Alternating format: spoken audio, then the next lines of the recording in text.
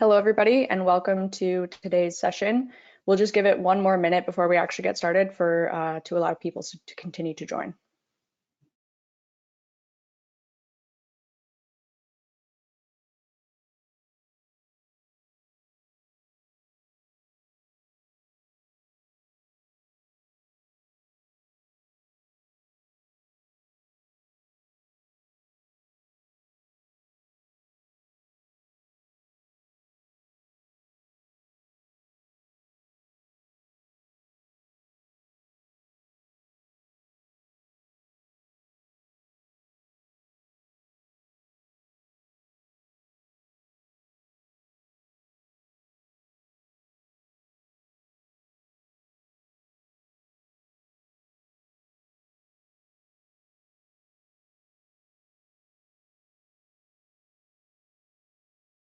Okay, it looks like we are good to get started. So welcome to our webinar today.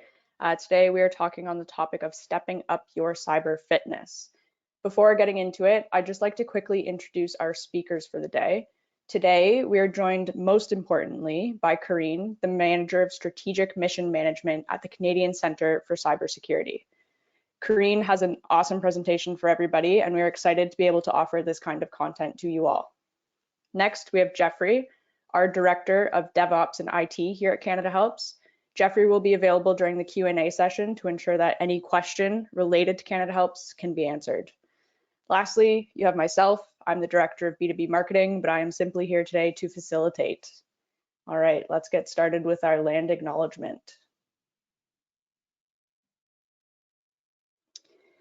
Our team at Canada Helps is grateful to have the opportunity to meet and work on many Indigenous homelands across this land we share, Canada. As settlers on these lands, it is important to acknowledge that our Vancouver offices are located on the unceded territory of the Coast Salish people. The Montreal offices are located on the Canyon-Kahaka Mohawk territory, and the land on which we operate in Toronto is the traditional territory of the Wendat, the Anishinaabe, the Haudenosaunee, and the Mississaugas of the Credit First Nation. We want to express our respect for the territories we reside in and honor the diverse Indigenous people who have lived and worked in this land historically and presently. We, the staff and leadership at Canada Helps, are committed to being active participants in reconciliation. We are committed to continuing to amplify Indigenous voices and learning how our work affects Indigenous people. Now for some quick webinar etiquette. If you have a question, please ask it by clicking on the chat bubble icon in your menu. At the end of the webinar is when we will address all of the questions. We will try to get to all of them asked, but don't worry, if you do ask a question and we don't get to it here, we will respond to you via email after the webinar. And as a reminder, everybody here, as well as if you've registered but not attended, will receive a recording of the webinar and the slides later on today. Okay, over to Karine to kick things off. Great, thank you, Claire. Can you hear me? Yes, we can. Okay. All right, so welcome everyone, and thank you for your interest and your curiosity on how to step up your cyber fitness. So as Claire mentioned, we will be taking questions at the end, but I would encourage you, if you have any questions, please make sure to write them down so that we can come back to them at the end. I do want to make this as engaging and interactive as possible, so I will be asking you some questions throughout and asking you to participate using the chat.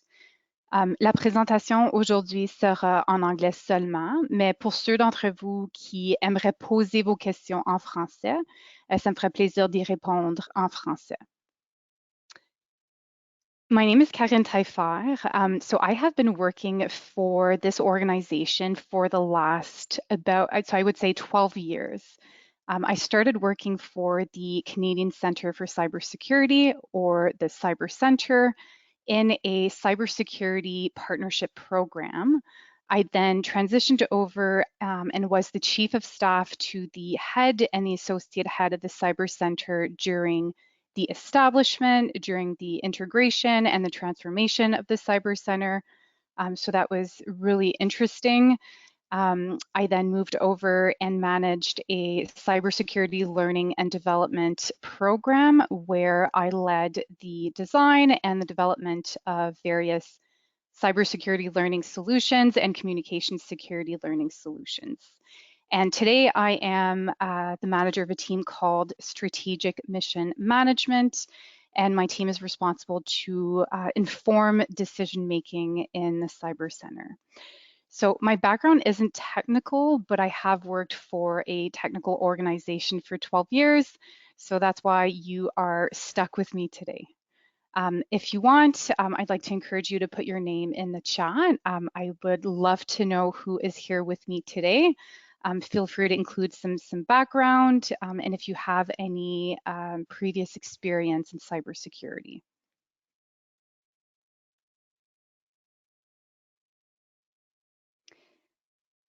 Fantastic. Next slide, please.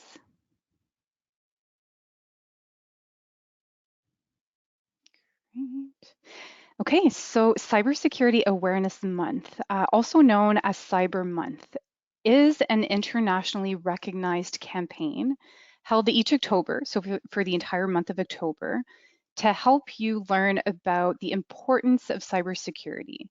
This campaign reinforces the simple steps that you can take to protect yourselves and your devices.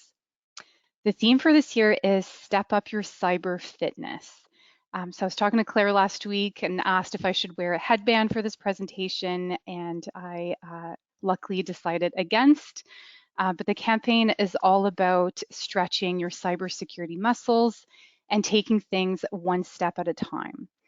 I was having a conversation with a colleague a couple weeks ago, and they made this analogy to the treadmill. So it's like, you know, we're all on this treadmill together, this large treadmill, and the treadmill is going upwards, it's inclined, and some of us are struggling to stay on. For some of us, it's easier, but if we all help each other, it'll be easier to keep up.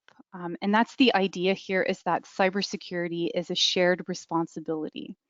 So thank you again for inviting me and for joining us and other organizations across Canada in promoting cybersecurity.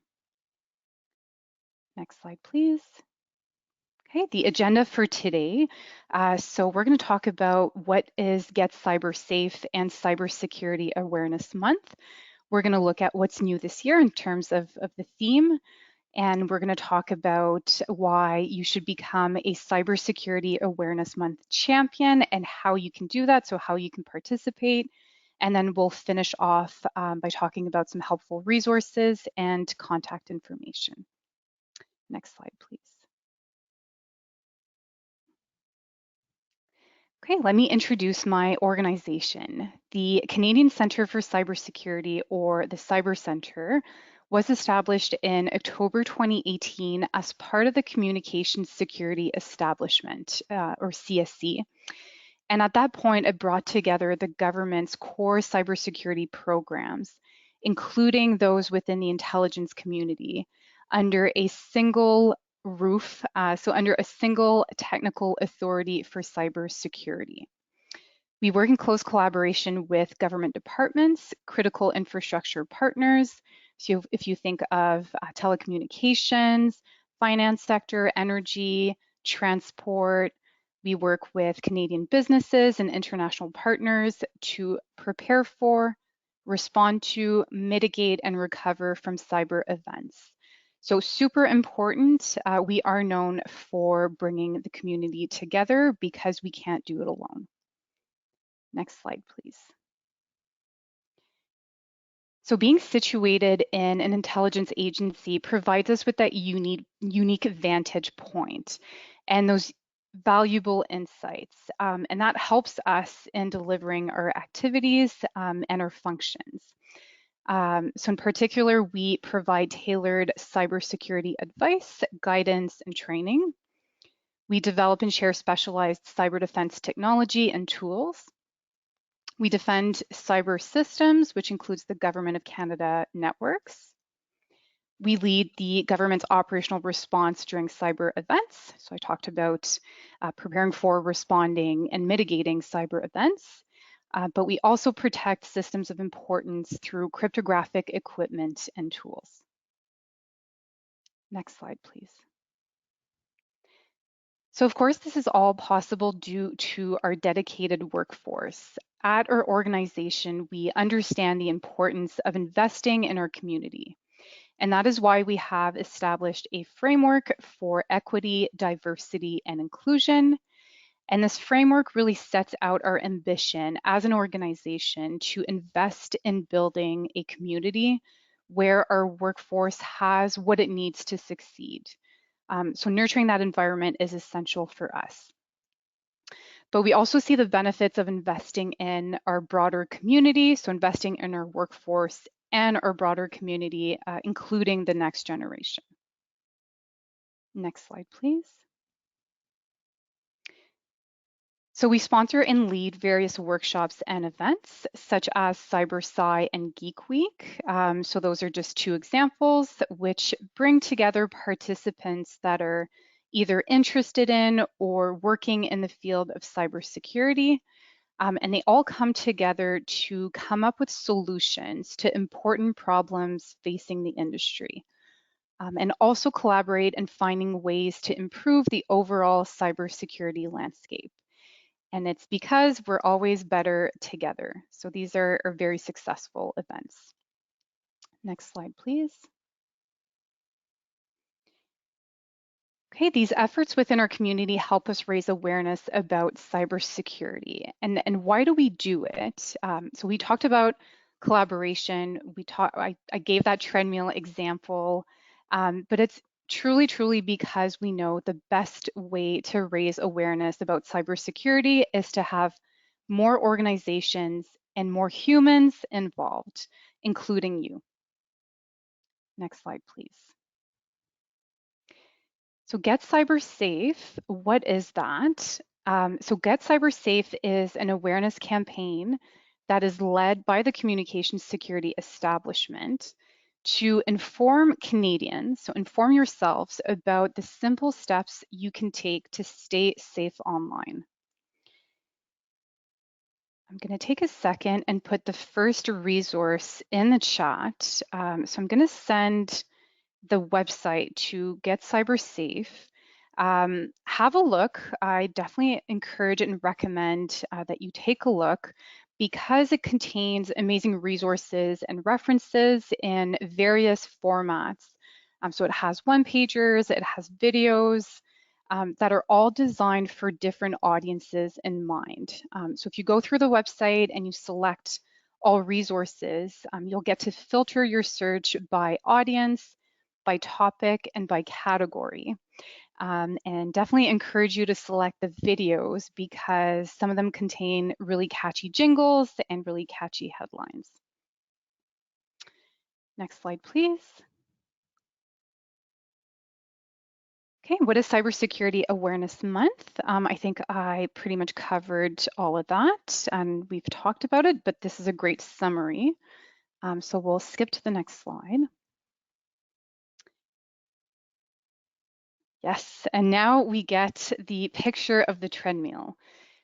So as I mentioned, the theme for Cyber Month this year, so 2023, is Step Up Your Cyber Fitness. So just like starting a new fitness routine, sometimes you just need that motivation to become your best cyber self.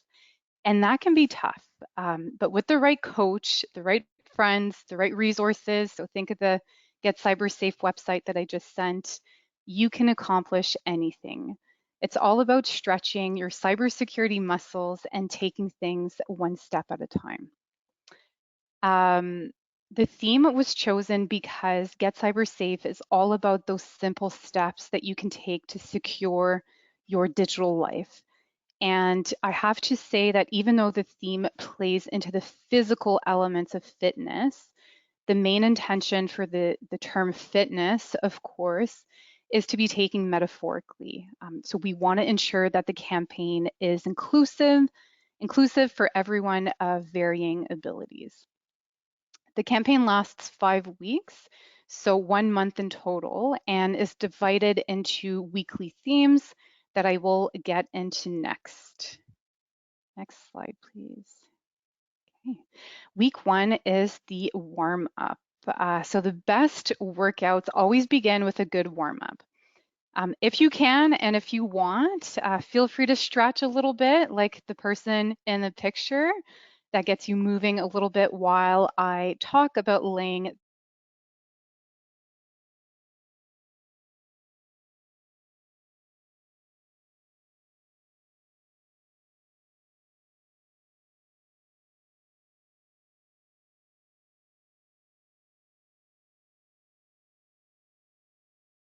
care about keeping themselves and their online information safe.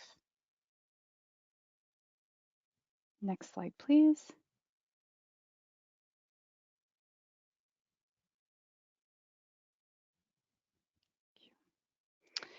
So over the last few years, cybersecurity has become a top concern for all Canadian organizations. Ransomware incidents hit the headlines on an almost daily basis, both in Canada and around the world. Our essential services are being disrupted, from hospitals to schools to utility services. Our personal and financial data are being stolen, traded, or leaked online, and our online spaces are being flooded with false information. And I could keep going. But to understand what is driving these trends and how they're likely to evolve over the next couple of years, the Cyber Center's National Cyber Threat Assessment, or NCTA, we like our acronyms, highlights an overview of the cyber threat landscape. And this is going to be the second resource that I will share in the chat just now. Just while you're sharing the resource, it appears people don't have access to the chat functionality. So I'll just grab all the resources from you after and include them in the follow-up email for everybody to access. Fantastic. Okay.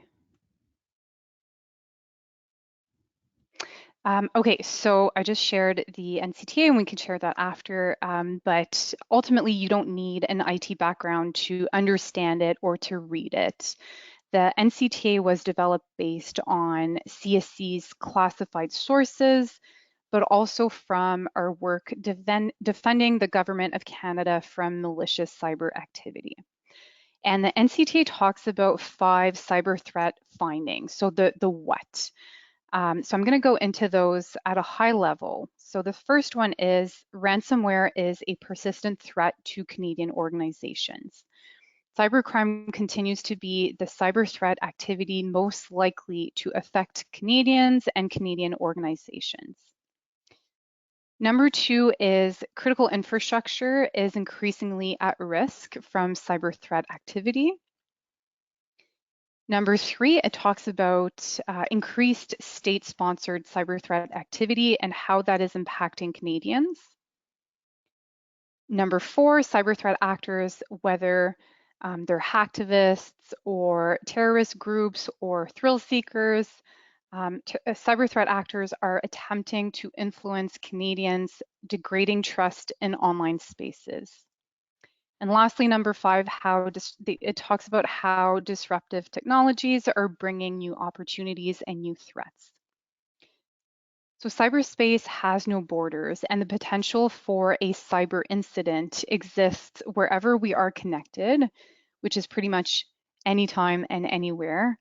And it could be when you're working from home, it could be when you're doing your online shopping or attending a virtual class. The threat is real, and it is up to all of us to act on that information and prioritize certain behaviors in our everyday digital life. Next slide, please.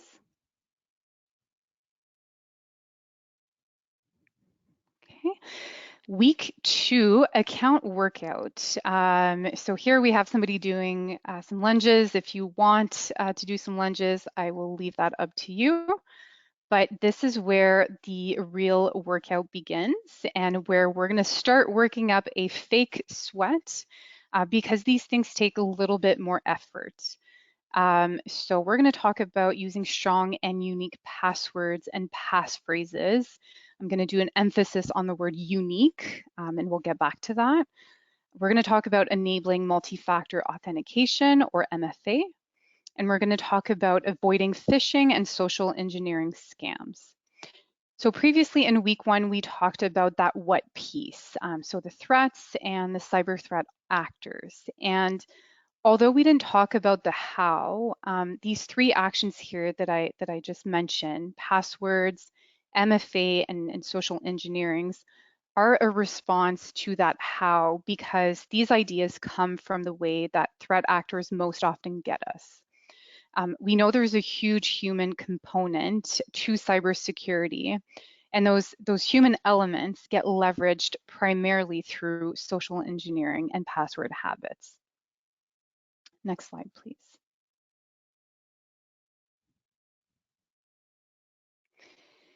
Good. Okay, so your password is the key to your personal information, your identity, and your integrity.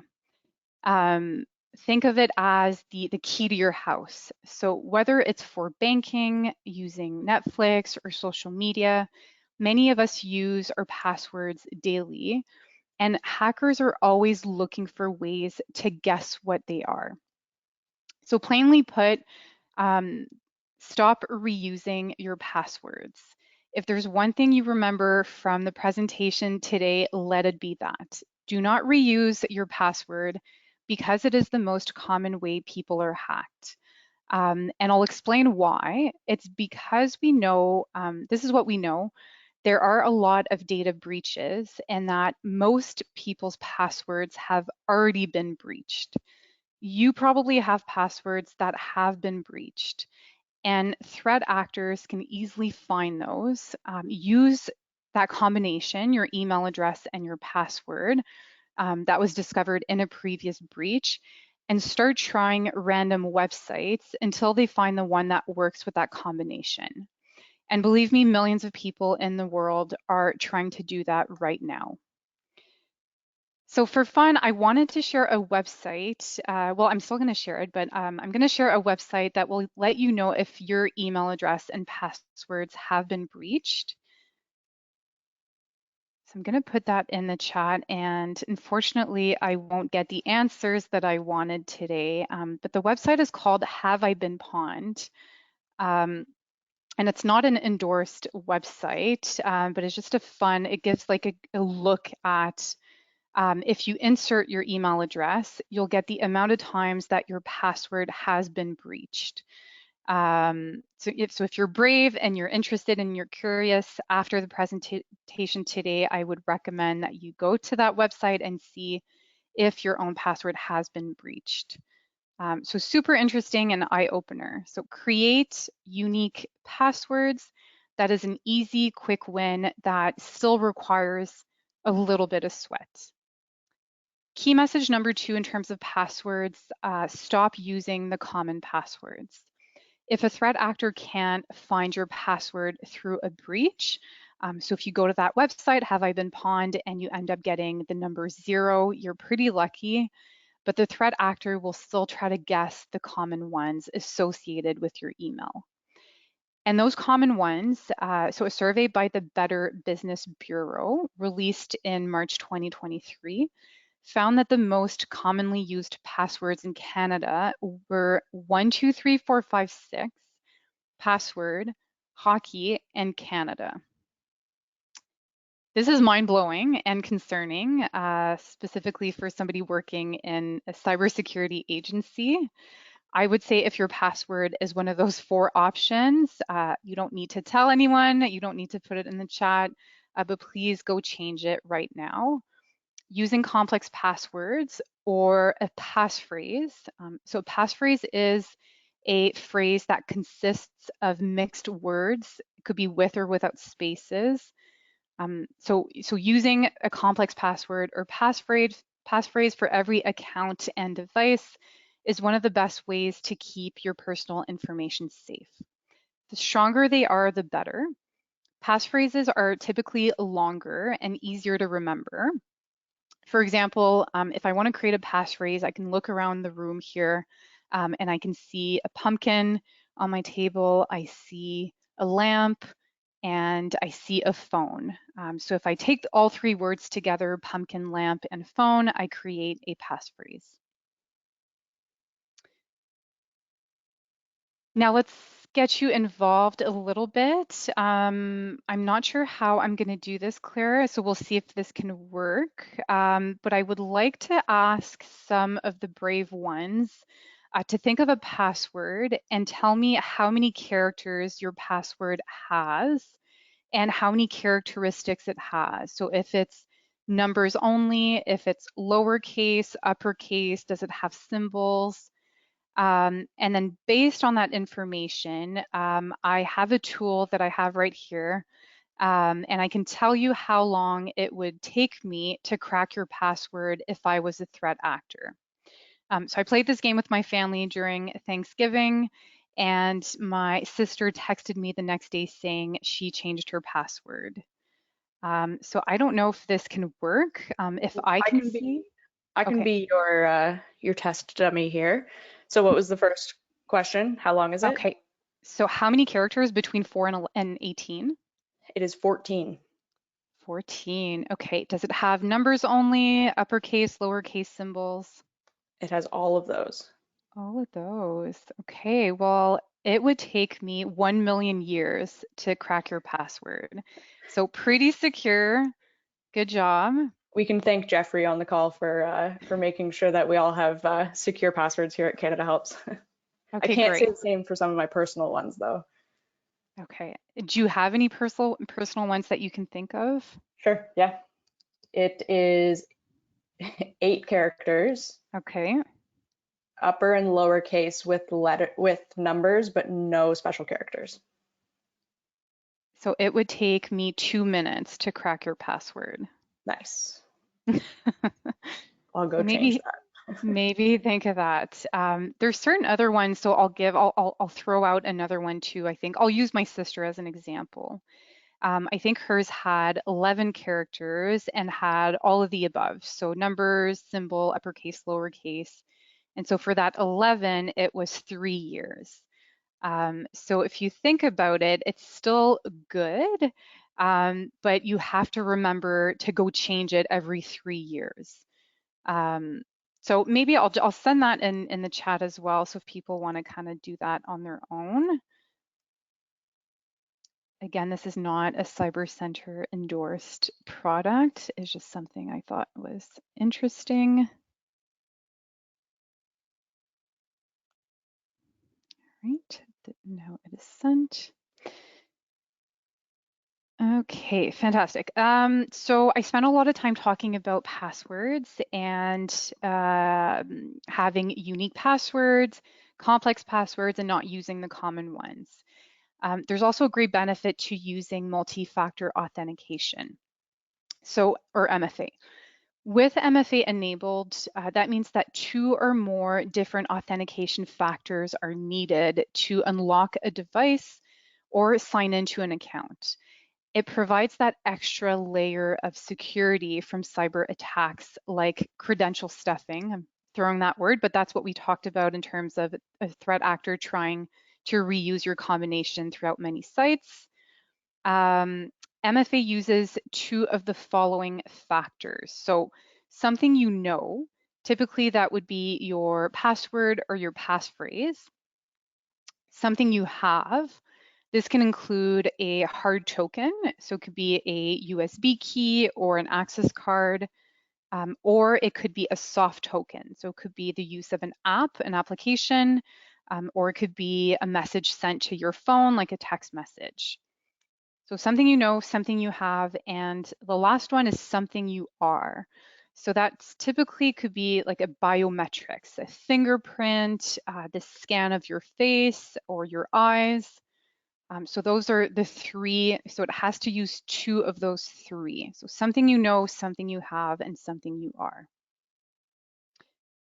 And finally, to wrap up this slide and this week, I cannot not talk about phishing attacks. So phishing can either be a phone call, a text, or an email, or a social media message that will either trick you into clicking a malicious link, download malware on your device, or share sensitive information that you wouldn't necessarily want to share. Phishing attempts are generally mass messages, so they're being sent to 100,000 people, and the threat actor is hoping that at least one person will click on the link. And the messages are getting more and more sophisticated and up to date with current events. So, for example, during the pandemic, pandemic was a worldwide event. In Canada, people were applying for CERB. Why not take that and craft a malicious email to make it seem like I'm sending you, something about CERB, because people have applied for it. So they leverage that thinking, and it's very sophisticated. Phishing often appears to be legitimate and from trusted sources. So it could be from your bank. It could appear to be from someone you know. It can also be personalized. So we talked about that mass sending, but it can be personalized and something that targets you specifically, which could include personal details about you, making it seem even more legitimate. So it could include your interests, your recent online activities, or your purchases, and that's called spear phishing. So, for example, I'm a mother and I go online and I shop at Children's Place, and so I could be getting an email from something that appears to come from Children's Place, asking me to confirm a purchase that I've had recently. So spearfishing. Whaling is another type of personalized attack that targets a big fish. So for example, a CEO or an executive that's highly placed. Threat actors will choose to target these individuals because of their level of authority, but also because of their potential access to more sensitive information. Quishing is a phishing attack, which is upcoming, and it uses quick response, so QR codes, which I'm sure you've seen, which a scammer usually will send via email, but sometimes you could even find those in a bathroom stall at a restaurant. The victim scans the QR code that redirects them to a malicious website. Quishing is dangerous because it can bypass your email security protection or your antivirus. Smishing is a form of phishing via text message. So for example, if you get a text that says, click here to deposit, somebody sent you money, click here to deposit it into your bank account. If you're not waiting for it, please be careful and be cautious. And then we have vishing, which is short for voice phishing, and this involves people over the phone trying to get your sensitive information. So I'm going to use the bank again, but they can tell you that they're calling from a bank, have this amazing promotion for you, but if you want it, you have to give them your SIN number or confirm your credit card information.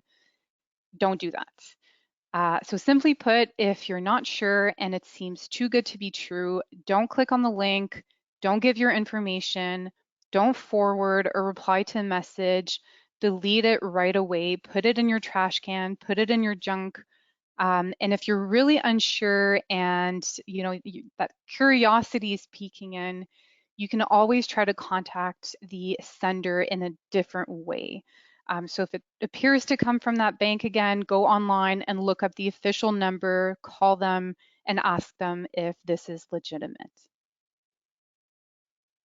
Next slide, please.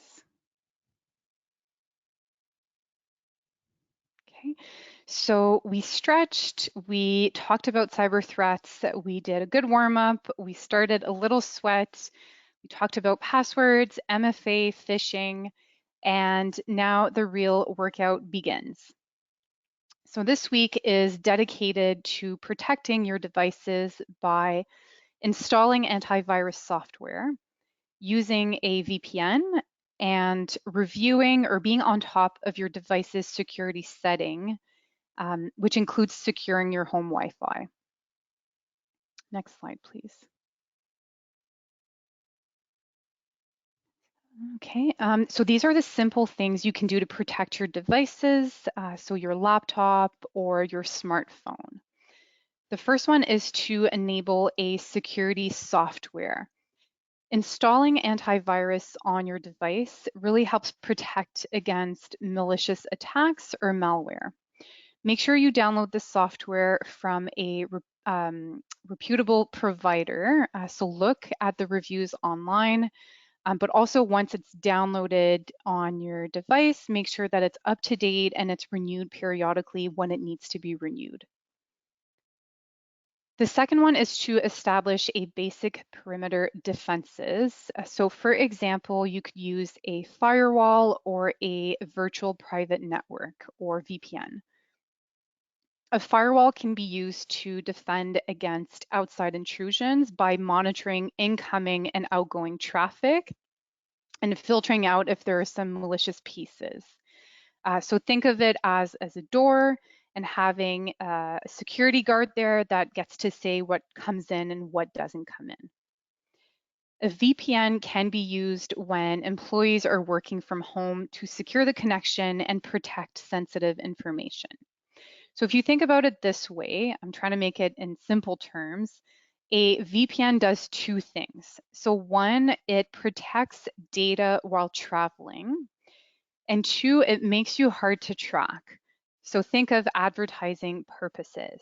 And this is one of the reasons why if you're on a VPN, it's possible that you'll be able to access the US-based Netflix because the VPN makes you look like you're coming from the endpoint of your VPN. So if your VPN's endpoint is in the US, then it makes it seem like you are a US citizen. So it does those two things, protects your data while traveling and makes you hard to track. What it doesn't do is that if you click on something malicious or you download a virus or you fall victim to social engineering, VPN has no value on its own. And that's where the antivirus comes in. So it's good to marry the two together. You can find your own VPN to install at home on your personal device. And if you want to know what VPN is best or how to install it, unfortunately, the Cyber Center doesn't endorse specific products, but we do have advice and guidance online in terms of the considerations and what to look for. But please, please, please do your research online and look up reviews. That's one of the best ways that you can inform yourself and make that informed decision. One thing to consider, if a company is offering a VPN for free, just consider or think about that they have to make money somewhere else and somehow. And it could be by selling your information for advertising. Just something to consider. I'm not saying please go out and buy the most expensive VPN, but it's just a consideration. And then if you're looking for advice and guidance on how to install that, there are tons of people who have developed guides worldwide, so you can look those up online as well. The third recommendation is to be aware of your device's security settings and make sure that they're configured securely. So at a minimum, we recommend changing default passwords, so especially the administrative passwords. For example, your home Wi-Fi, it comes pre-populated with a password. So we recommend changing those. We recommend turning off your location services and disabling any unnecessary features. So if you're going through your phone and you're going through the settings and the security settings, and you're going through the categories and you don't know what it is, it's probably safe to disable it. Of course, I'm talking about your personal devices and not necessarily your work devices if I'm sure that's already there. So this is week 3, and we're week 3 this week. So based on those 3 things we talked about, so antivirus, VPN, and security settings, I probably can't see the chat, but think about what out of those 3 things you would like to look into after this presentation. So it's important to get that knowledge, but it's also important to turn that into a behavior. So it could be, committing to making sure your antivirus is up to date on your laptop. It could be to start Googling some VPNs. It could be to change the administrative password on your home Wi-Fi, or look into your phone security settings. But think of that commitment. Maybe write it down on a piece of paper. Write yourself a note in your smartphone. But take a few minutes to think about that. And thank you for the commitment. Next slide, please. Okay, week 4. So now we're really getting into the heavy lifting. And no, I will not ask anybody to lift that. My back is already hurting just looking at that picture. So staying in good cyber shape means keeping on top of your security habits. This week is dedicated to talking about the ways you can automate your cyber safety, like using a password manager, enabling automatic updates, and backing up your data. Next slide. Using a password manager. The reason for password managers is because we know it's hard for you, the user, to do all the things we talked about. So to have unique passwords and to have complex passwords for each account and each website, it's a lot. And I get it. It's a lot to remember. So sometimes we're scared of that, which is why we reuse the same passwords over and over. But what happens if we get there and we create these unique passwords and we have all these passwords? What do we do with them? We either forget them and then we go on the website or the application, we select, I forgot my password, which is just annoying because then you have to create another password and remember that other password. So that's not ideal. Or maybe you write them down on a piece of paper. I've heard of people doing that and then keeping that list of passwords in their laptop bag with their laptop because they need it when they log in. That's not a good idea because in the government of Canada, we have had many cases of people doing that and then people either forgetting their laptop in their car or leaving their laptop unattended, and then the laptop is stolen. And if your laptop is stolen with your list of passwords, that can be really dangerous. It's like leaving, your key outside your house and telling people like, please come in at your leisure. So you can use a password manager to help you create your password. Some password managers will even generate a strong password for you. Password managers will help you store your passwords and then remember them when needed. So by using a password manager, you don't need to remember dozens of passwords. It's like your own personal vault. So again, do your research online and check for reviews. There are application-based password managers that you can download on either your laptop or your phone, but there are also browser-based password managers. And these are super convenient because what that does is it prompts you when you log into a website. It'll say, do you want Firefox or Chrome or Edge or whatever you're using to remember your password, and then it enables like that remember me feature. And even though that's super convenient, it is a little less secure. Think of what happens if someone, again, gets a hold of your device. So whether it's stolen, or even if it's an ex, or it could be your kids. So just think about what could happen if all your passwords are pre-populated and somebody gets a hold of your device. So whichever one you decide to use, if whether it's an application-based or a browser-based, think about if you add in MFA. So now I'm connecting week 2, I think. But if you add in MFA on your accounts, then that helps with that. And even better if you find a password manager that has MFA as an extra layer of security. So all things to think about, lots of information. I'd love to see, and maybe Claire, I'll pick on you because you're the only person I can I can hear. But let's see if you can remember what I said about MFA. So if we have a password, can you tell me another form of authentication that could be used? Either something that I have or something that I am, like Yes, biometrics. fantastic. Good, you passed. Um, okay, so enabling, so password managers. So enabling automatic updates. So we'll talk about this. So according to a recent survey published by ServiceNow, patching could have prevented 57% of breaches suffered by organizations. So patching or updates, I'll use both words, but it could have prevented 57% of breaches. That's a lot. Cyber threat actors can exploit your device or a software based on vulnerabilities. And when I say vulnerabilities, think of a house where all the doors and all the windows are locked, except for that one window in the basement that has a small crack that's open.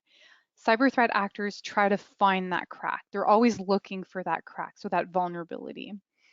And you can reduce cybersecurity risks by either agreeing to do the update as soon as they're available. And I know that can be sometimes annoying. So if you're in the middle of doing something, get a pop-up and it says there's a new update available. Do you want to do it now or wait until later? Do yourself a favor and do it now.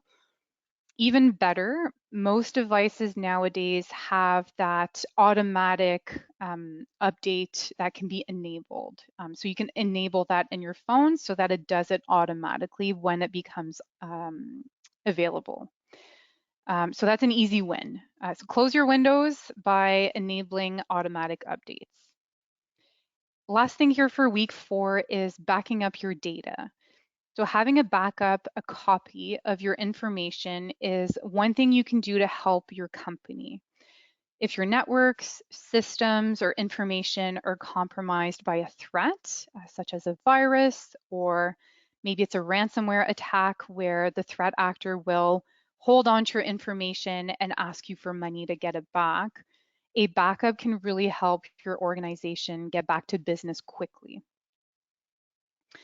So next resource I'm going to share in the chat is to see if the types of backups you can do, where you can store your information. I will share a helpful resource for that. Okay, next slide, please.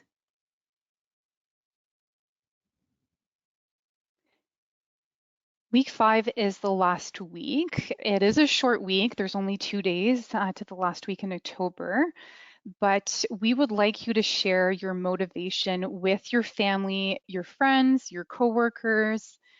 Invite them to do this fitness routine with you. And you can do that by talking about cybersecurity with older adults, with kids, with colleagues, with really anyone that will listen, and share what you've implemented or done based on what you've heard today. Next slide, please.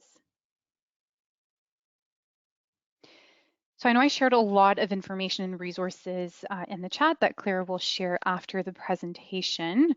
Some of you may, some of these things perhaps you already knew about, but hopefully you've learned some new things today. And I want to take this opportunity for you to think about what your biggest takeaway is. You can't put it in the chat, but you can think about it.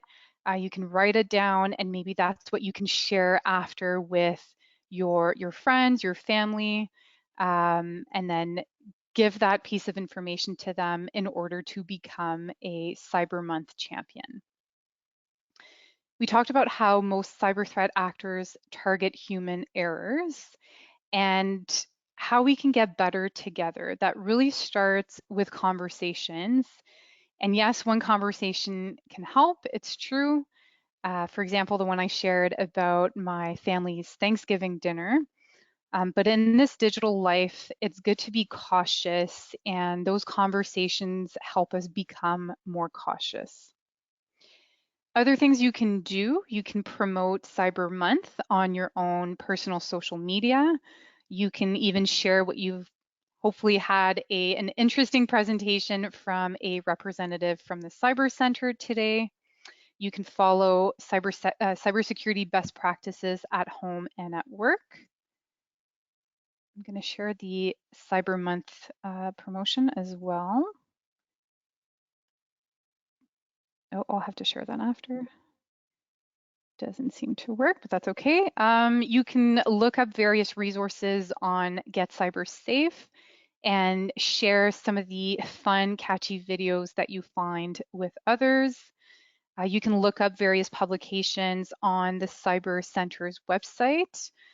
The guidance on our website, we have a lot, and it includes different pieces such as how older adults can use social media safely.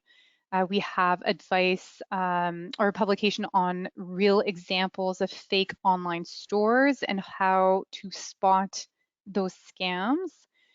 We also have Fraudster's toolbox that exposes some of the most common tools a threat actor uses, so that the how piece, but also tips to help you recognize these and protect you from falling victim. So this I will share.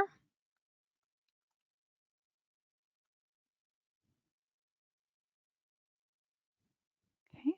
On behalf of the Cyber Center, we appreciate your help in making Canadians get stronger online. Next slide, please. How to participate. So we talked about most of these. So in terms of resources, check out the Cybersecurity Awareness Month resources. There are some pre-crafted social media messages and graphics that you can use there. You can use our hashtags. So hashtag Cyber Month 2023, hashtag Get Cyber Safe, or you can even tag at Get Cyber Safe to be part of the conversation. Next slide, please.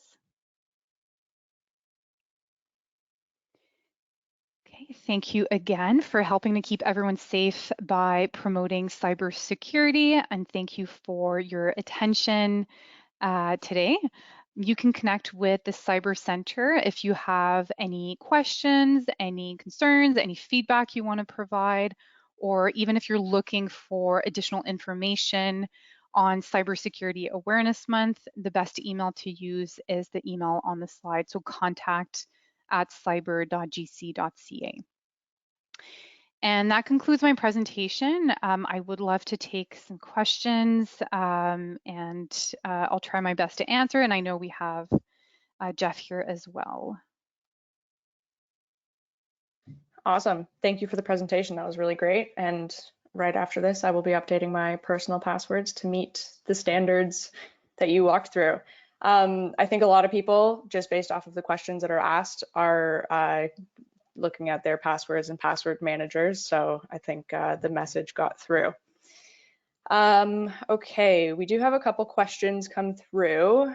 The first one, which I think is an interesting question because it could be a test for social engineering, but how do we know we can trust ihavebeenpawned.com or whatever the the website was called?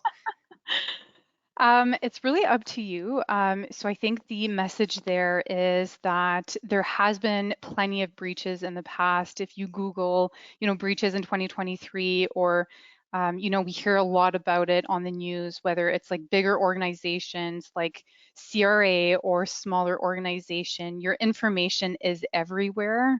Think about all the websites you go to, all the organizations you go to, all the services that you've asked. And if it hasn't been breached, you're pretty lucky. But if you do get a number back from that website,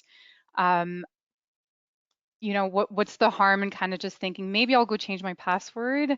I know there's always some skepticism going around, but better be safe than sorry would be my message.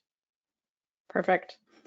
A couple questions around password managers, and I know that your organization can't endorse any specifically. A couple people here have mentioned LastPass.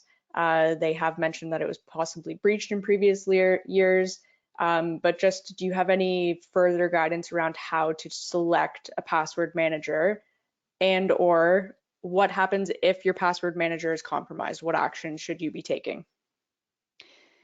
So good questions, and so twofold. So the first part of the question about selecting a password manager, and I think doing that research is what I talked about. So unfortunately, I can't endorse anything, but if you see reviews and things like that, that this password manager has been breached in the past, well, maybe you want to move on to another one. You can kind of look at, if you get there in your research, where does the password manager originate from? If you can find that, like, is it a company? Is it a Canadian company? Is it located in the United States, or is it maybe more abroad? Those are some things you can consider. I can share some advice and guidance on that as well after the presentation. There's some good advice on the Cyber Center website. In terms of if the password manager has been breached and it's the one that you've been using, always the first thing I would do is go change my passwords just in case and just to be safe.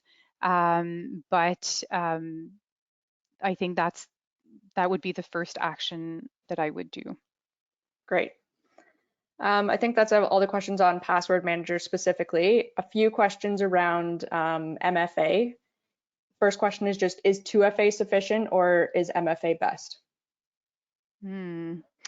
Um, I think it depends on what you're looking for and what is available for the product that you're looking for. But overall, MFA or 2F, like multi-factor authentication uses two, at the minimum, ways to authenticate. So having that is a good added layer of security. Great. The second question around MFA is on just the ability, like kind of the crossover between personal and work devices. So a lot of organizations, they have work laptops, but not a personal phone to kind of complete the MFA on. Do you have any sort of suggestions how to get around that, or kind of guidance as to what to do if that's the case? So don't go around your company's IT department. I don't know if that was the question, but don't do that. If you have any concerns, I would say to reach out to your IT department and ask those questions. There's maybe a reason for why certain things were implemented a certain way, but they're there for you, and I'm sure they can help guide you in what you're looking for. Great. And I think the last question that we have for today is just around how frequently should a small organization change its Wi-Fi password? Hmm.